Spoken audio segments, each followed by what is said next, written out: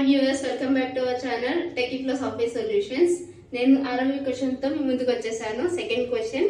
So question వచ్చేసి if m equal to 13 and MAT equal to 34 and WX equal to ఎంత అనేది question.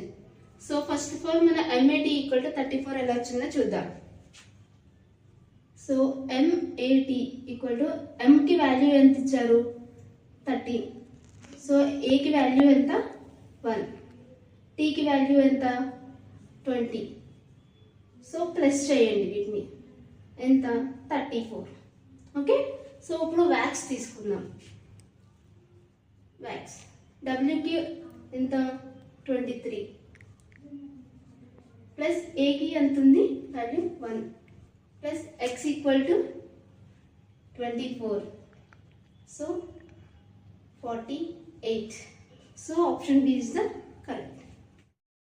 So మనం max equal to 48 అన్నాం కదా. ఇప్పుడు మీకు ఇంకో క్వశ్చన్ ఇస్తున్నాను. ఇఫ్ సి ఈక్వల్ టు 3 అయితే దెన్ CAT ఈక్వల్ టు ఎంత ఆన్సర్ వస్తుందో కమెంట్ బాక్స్లో కమెంట్ చేయండి. Thank you.